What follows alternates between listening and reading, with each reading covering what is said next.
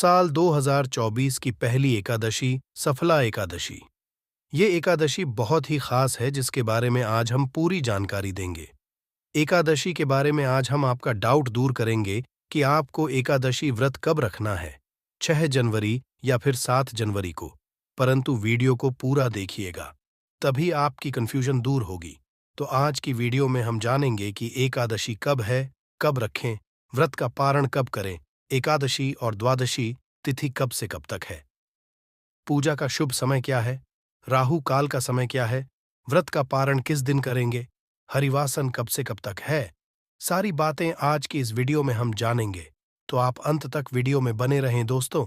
शास्त्रों में कहा गया है कि एकादशी का दिन भगवान श्री हरि का प्रिय दिन है और इस दिन भगवान श्री हरि की पूजा करने से और व्रत करने से भगवान श्री हरि की प्रसन्नता हासिल होती है और उनकी भक्ति हासिल होती है। एकादशी का व्रत हर मास की कृष्ण पक्ष और शुक्ल पक्ष की एकादशी तिथि के दिन एकादशी व्रत रखा जाता है। इसे ग्यारस से भी जाना जाता है। एकादशी के व्रत में विशेष तरह से भगवान विष्णु का पूजन किया जाता है। एकादशी का व्रत जो वर्ष में 24 एकादशी का व्रत होता है, वहीं पे अगर अधिक मास हो तो ये बढ़कर 26 हो जाता है। हर व्रत का अपना अपना विशेष महत्व माना गया है। इसी तरह से पौष मास में कृष्ण पक्ष में आने वाली सफला एकादशी व्रत का अपना एक विशेष महत्व है। सफला एकादशी के व्रत में भगवान विष्णु की नारायण स्वरूप का पूजन किया जाता है। इस एकादशी के द्वारा भगवान विष्णु को शीघ्र ही प्रसन्न किया जा सकता है। इस एकादशी के आराध्य देव श्री नारायण भगवान हैं। जिस तरह नागों में शेषनाग, पक्षियों में गरुड़, ग्रहों में सूर्य चंद्र, यज्ञों में अश्वमेध यज्ञ और देवताओं में भगवान विष्णु श्रेष्ठ है, उसी तरह व्रतों में एकादशी का व्रत श्रेष्ठ माना गया है। मनुष्य को 5 सहस्त्र वर्ष तपस्या करने से जिस पुण्य फलों की हासिल होती है, वही पुण्य श्रद्धापूर्वक सफला एकादशी का व्रत रात्रि जागरण सहित व्रत और उपवास करते हुए अगर इस व्रत को भक्तिपूर्वक रखा जाता है तो पुण्य फलों की हासिल भी हो जाती है। यह व्यक्ति के सभी तरह के पापों को नष्ट करने वाला है। दोस्तों, एकादशी व्रत की तारीख जानने से पहले जान लेते हैं कि एकादशी की पूजा कैसे करें। क्या है एकादशी की पूजा विधि? दोस्तों, वीडियो में बने रहे, इस वीडियो में संपूर्ण जानकारी दी जाएगी। दोस्तों, अब जानिए कि एकादशी की पूजा आपको कैसे करनी है और सफला एकादशी इतनी खास क्यों होती है। तो सफला एकादशी को जो भी जातक व्रत रखते हैं, उन्हें चाहिए कि एकादशी की एक दिन पहले यानी कि दशमी तिथि से ही व्रत के नियमों का पालन करें। दशमी तिथि के दिन जो कि सूर्यास्त होने से पहले ही भोजन ग्रहण कर लेना चाहिए और सात्विक आहार ही ग्रहण करना चाहिए। तामसिक वस्तुओं का उपाय बिल्कुल भी नहीं करना चाहिए। सूर्यास्त के बाद अपनी दांतों को अच्छी तरह से साफ कर लेना चाहिए ताकि आपके दांतों में कोई भी अन्न ना रह पाए। तो इस बात का आप ध्यान रखें और फिर रात्रि में ब्रह्मचर्य का पालन करते हुए भगवान के नाम का स्मरण करते हुए सोना चाहिए। एकादशी तिथि के दिन जो कि सुबह ब्रह्म मुहूर्त में उठकर क्रिया से निवृत्त होकर गंगा नदी में या घर के नहाने के पानी में थोड़ा सा गंगा जल मिलाकर काम करना चाहिए। उसके बाद शुद्ध वस्त्र धारण करके भगवान सूर्यदेव को सबसे पहले अर्घ्य प्रदान करना चाहिए। उसके बाद व्रत का संकल्प लेना चाहिए और भगवान विष्णु की नारायण स्वरूप से प्रार्थना करनी चाहिए। भगवान विष्णु माता लक्ष्मी जी से प्रार्थना करनी चाहिए कि हे भगवान, आज मैं सफला एकादशी का व्रत रखने जा रहा हूं या रखने जा रही हूं। इस तरह से भगवान से प्रार्थना करें कि मेरा यह व्रत निर्विघ्न रूप से पूर्ण हो। आप मुझे आशीर्वाद प्रदान करें। हमारे सभी तरह के पाप और ताप, दैहिक और भौतिक आदि सभी तरह के पापों का नाश हो जाए। आपके मन में जो भी इच्छा हो, जो भी काम हो, वो भगवान से कहें कि आज मैं दिन भर उपवास रखते हुए इस व्रत को धारण करूंगा। रात्रि जागरण आदि करते नियम निष्ठा का पालन करते हुए आज मैं व्रत को धारण करने जा रहा हूं। इस तरह की आप सच्चे मन से भगवान से प्रार्थना करें। एकादशी का व्रत उपवास रखते हुए इस दिन अन्न और जल दोनों का त्याग करना चाहिए और जो उपवास नहीं रख पाते हैं, जिनका स्वास्थ्य सही ना हो, वह एक समय फलाहार का सेवन करें। फलाहार में जैसे केला, दूध, सेब, संतरा आदि का उपाय आप कर सकते हैं। जो भी आपसे बन आप अपनी इच्छा अनुसार और श्रद्धा के अनुसार फलाहार का सेवन करें और जब भी आप फलाहार ग्रहण करें तो सबसे पहले प्रभु जी हरि को उसका भोग लगा दें। उसके बाद प्रसाद के स्वरूप में आप उसे ग्रहण करें। एकादशी तिथि के दिन भगवान श्री हरि का सुबह शाम के समय पूरे विधि विधान से पूजन करना चाहिए। रात्रि में जहां तक हो सके आपको रात्रि जागरण करते हुए व्यतीत करनी चाहिए और रात्रि जागरण करने से एकादशी के व्रत में पुण्य फलों की हासिली होती है। जागरण आदि का कार्य को करना चाहिए। अगले दिन द्वादशी तिथि के दिन दोबारा आपको सुबह जल्दी उठकर स्नान आदि करके शुद्ध वस्त्र धारण करके भगवान का पूजन करना चाहिए। इसके बाद आप आरती करें और उसके बाद आप ब्राह्मणों को भोजन करवाएं। ब्राह्मणों को दान और दक्षिणा दे, गरीबों को भोजन कराइए। वस्त्र आदि का दान कर सकते हैं। इसके बाद आप एकादशी व्रत का शुभ मुहूर्त में ही खोलें दोस्तों। चलिए अब जान लेते हैं कि एकादशी व्रत कब रखा जाएगा। दोस्तों, इस बार नए साल की शुरुआत होगी सफला एकादशी के साथ ही और 7 जनवरी रविवार के दिन सफला व्रत रखा जाएगा। ये एकादशी पोष मास के कृष्ण पक्ष की ओर साल की पहली एकादशी है। एकादशी तिथि प्रारंभ होगी 6 जनवरी शनिवार की मध्य रात्रि 12:43 से और तिथि समाप्त होगी 7 जनवरी रविवार की मध्य रात्रि 12:46 पर। दशमी तिथि के नियमों का पालन शनिवार के दिन किया जाएगा। 7 जनवरी रविवार को सूर्योदय सुबह 7:13 पर होगा और सूर्यास्त शाम 5:51 पर। अभिजीत मुहूर्त का समय दोपहर 12:11 से 12:54 तक रहेगा। अमृतकाल दोपहर 1:03 से दोपहर 2:42 तक होगा। अभिजीत और अमृतकाल का समय पूजा पाठ, उपाय या मंत्र जाप के लिए, दान आदि देने के लिए बहुत ही उत्तम मुहूर्त माना जाता है। राहु काल का समय, जो कि अशुभ मुहूर्त होता है, शाम 4:30 से 6 बजे तक रहेगा। द्वादशी तिथि प्रारंभ होगी 7 जनवरी रविवार की मध्यरात्रि 12:47 से साथ ही हरिवासन का समय भी शुरू हो जाएगा और द्वादशी तिथि समाप्त होगी 8 जनवरी सोमवार की रात 11:59 पर। 8 जनवरी सोमवार को सूर्योदय सुबह 7:13 पर और सूर्यास्त होगा शाम 5:51 पर। अभिजीत मुहूर्त दोपहर 12:00 से 12:54। अमृतकाल सुबह 11:41 से 1:17 तक और राहुकाल सुबह 7:30 से 9 बजे तक रहेगा। अब जानिए एकादशी व्रत के पारण मुहूर्त के बारे में और हरिवासन समय समाप्ति के बारे में। तो 8 जनवरी सोमवार को सुबह 7 बजे हरिवासन का समय समाप्त हो जाएगा। इसके बाद से आप उपवास खोल सकते हैं। सुबह 7:13 से 10:45 के बीच में मान्यताओं के अनुसार हरि के समय व्रत नहीं खोला जाता है। हमेशा हरिवासन का समय बीतने के बाद और सूर्योदय के बाद ही व्रत खोलना चाहिए। इस बार सोमवार के दिन एकादशी व्रत खोला जाएगा। अगर आप सोमवार का व्रत भी रखते हो और एकादशी का व्रत भी आपने रखा हो तो सुबह के समय आप पूजा करके केवल तुलसी पत्र जल से और फल से अपना एकादशी का व्रत खोल सकते हैं और दूसरा व्रत भी प्रारंभ कर सकते हैं। मान्यताओं के दशमी तिथि को शुद्ध सात्विक भोजन ग्रहण करना चाहिए। शाम के समय दांतुन करके पवित्र हो जाना चाहिए। महिलाओं और कन्याओं को अपना सिर भी दशमी तिथि को ही धो लेना चाहिए। रात के समय भोजन नहीं करना चाहिए और भगवान का ध्यान करते हुए सोना चाहिए एकादशी के दिन।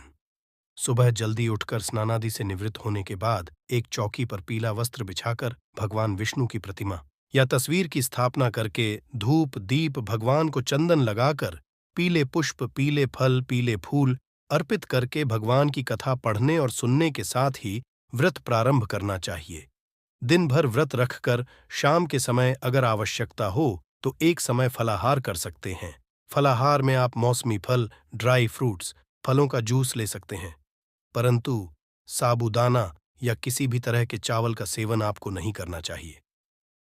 अगले दिन द्वादशी तिथि को शुभ मुहूर्त में व्रत खोलने से पहले एक बार फिर से पूजा करें।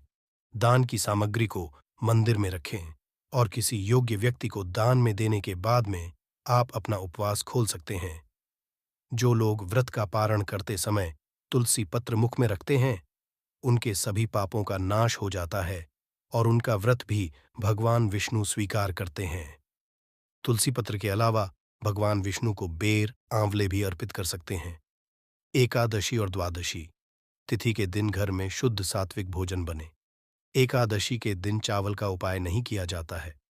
महिलाओं को इस दिन सर से स्नान नहीं करना चाहिए। एकादशी के दिन तुलसी जी में जल अर्पित नहीं किया जाता है। भगवान को भोग में तुलसी पत्र जरूर अर्पित करें और तुलसी पत्र को ग्रहण करके ही अपना उपवास खोलना चाहिए। मान्यताओं के अनुसार चंपावती नाम की नगरी में महिष्मान नाम का एक राजा राज्य करता था।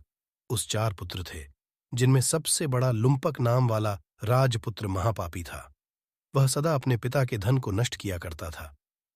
एक बार उसकी बुरी आदतों से परेशान होकर राजा ने उसे अपने राज्य से निकाल दिया। राज्य से निकाले जाने के बाद भी उसकी लूटपाट करने की आदत नहीं छूटी और अब वह जंगल में रहने लगा। इस दौरान पौष मास के कृष्ण पक्ष की दशमी तिथि की रात्रि को उसे बहुत ठंड लगी, जिसके कारण वह भर सो नहीं सका। उसे बहुत जोर से भूख लग रही थी। आधा दिन बीत गया और शाम होते होते एकादशी की रात को वह भगवान को याद करते करते भूखा ही सो गया। ऐसे में जाने से लुम्पक से सफला एकादशी का व्रत हो गया। व्रत पूरा होने के बाद की नियति सुधर गई, उसके कारण में सुधर गया, इसका मन बदल गया। अब उसके पिता ने उसे वापस अपने देश में बुलाकर राजपाट सौंप दिया और खुद राज तपस्या पर निकल गए। तो दोस्तों, आज की इसमें हमने बात की सप्लाई एकादशी के बारे में। दोस्तों, उम्मीद करता हूं अब आपको किसी तरह को भी कोई कंफ्यूजन नहीं होगा और ये जानकारी शास्त्र संबंध जानकारी है। इसमें किसी भी तरह का कोई संदेह नहीं है। दोस्तों, अब जानते हैं कि एकादशी व्रत क्या खाए और क्या नहीं खाए। परंतु दोस्तों, विष्णुपुरा में गया है मनुष्य को एकादशी के दिन कभी भोजन ग्रहण नहीं करना चाहिए, बिल्कुल भी नहीं करना चाहिए। विष्णु धर्मोत्तर ग्रंथ में तो यहां तक लिखा है, ब्रह्मचारी, गृहस्थ, वानप्रस्थ अथवा अगर जो कोई भी हो, एकादशी में भोजन करने पर गोमांस भोजन के बराबर होता है। तो सिर्फ कुछ संदर्भ है जो अभी हमने आपको बताया है। इस तरह के हमारे शास्त्रों में अनेक स्थानों पर प्रमाण मिलते हैं जिसमें एकादशी तिथि किसी भी तरह का अन्य भोजन नहीं लेने के लिए कहा गया है। इसलिए 8 वर्ष की आयु से 80 वर्ष की आयु के सभी मनुष्यों को अपनी क्षमता अनुसार एकादशी व्रत का पालन अवश्य करना चाहिए। तो दोस्तों, आज हम इस वीडियो में बात करेंगे कि एकादशी के व्रत में क्या खाना चाहिए और क्या नहीं खाना चाहिए, क्योंकि एकादशी के दिन बहुत सी चीजों को खाना वर्जित बताया गया है। तो अगर आप एकादशी का व्रत कर रहे हैं तो ये जानना जरूरी है कि आपको इस दिन क्या क्या खाना चाहिए और क्या चीजें हैं जो आपको गलती से भी नहीं खानी चाहिए, अन्यथा आपका व्रत खंडित हो सकता है। आपसे रिक्वेस्ट करते हैं कि भगवान विष्णु जी और माता लक्ष्मी के सच्चे भक्त वीडियो को लाइक कर दें और सच्चे दिल से कमेंट्स बॉक्स में जय श्री विष्णु, जय महालक्ष्मी जरूर लिख देना, जिससे आपकी समस्त मनोकामनाएं पूर्ण हो जाएं। और ज्यादा से ज्यादा वीडियो को अपने दोस्तों में शेयर जरूर करना, साथ ही इस वीडियो को लाइक करें। तो आइए शुरू करते हैं दोस्तों। एकादशी की तिथि सभी तिथियों में सबसे श्रेष्ठ मानी जाती है। इस दिन भगवान विष्णु जी की पूजा का विधान है। इस व्रत को करने से सारे मनोरथ पूर्ण हो जाते हैं।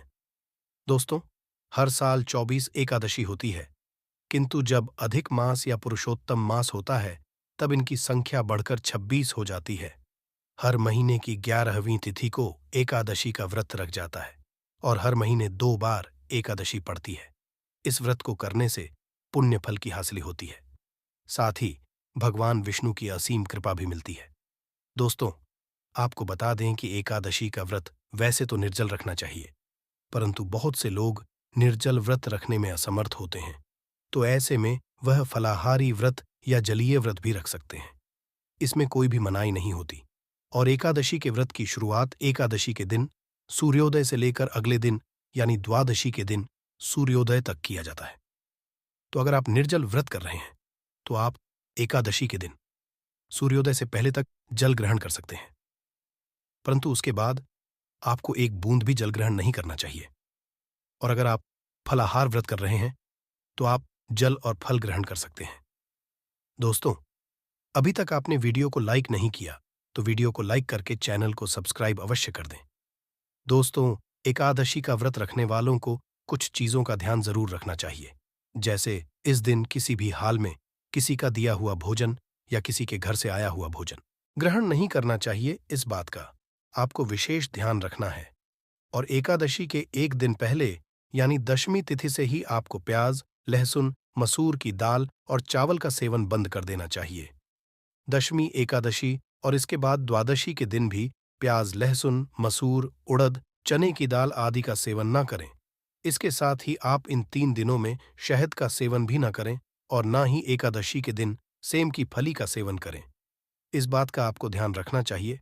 इसके अलावा एकादशी के दिन पान का सेवन भी वर्जित होता है। दोस्तों, एकादशी तिथि में वर्जित पदार्थ है गेहूं, चावल, दल या हर तरह की दाल, मैदा, बाजरा, मक्का, रागी, ज्वार, उड़द और इस तरह का कोई भी अनाज।